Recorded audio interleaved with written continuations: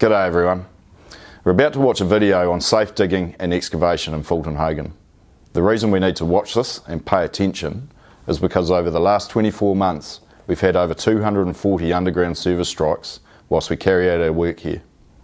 This is simply unacceptable. In over 80% of these cases, if we'd followed our minimum requirements or our permit process for digging and excavation, disaster would have been avoided.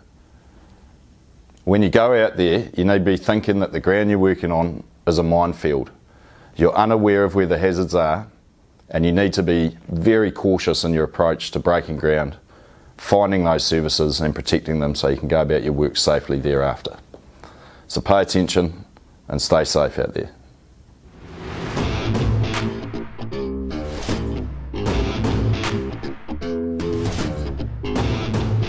G'day, I'm Tony Thompson, and today I want to have a chat to you about locating and protecting underground services. But before getting into that, why do we have a process?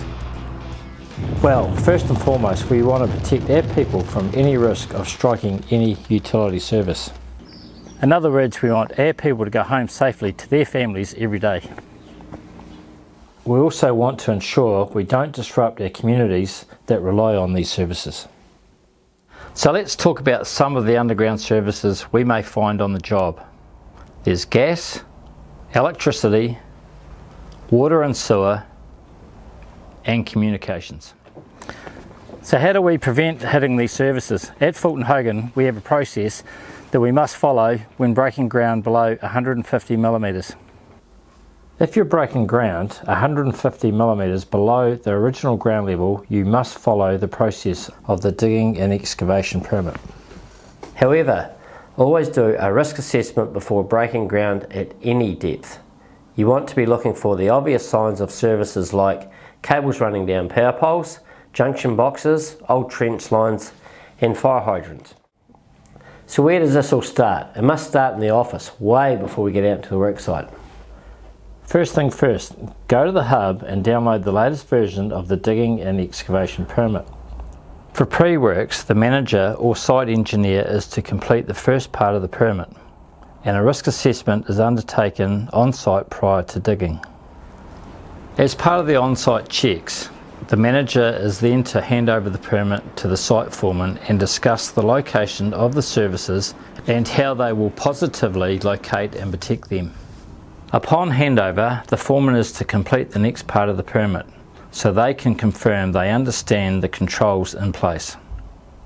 Also, please ensure there is a clear handover of the digging and excavation permit between all staff on site and to confirm that the permit has been completed, controls in place and understood. In order to locate underground services, we have a number of tools available to us. They are plans, cable locators, GPR, non-conductive tools, and Hydrovac for potholing. And of course, your eyes. After the underground services are located, ensure they are marked out on the ground. If these marks are no longer visible, they'll have to be remarked before digging commences. And even when you have service plans on site and all services have been located, continue to use your cable locator.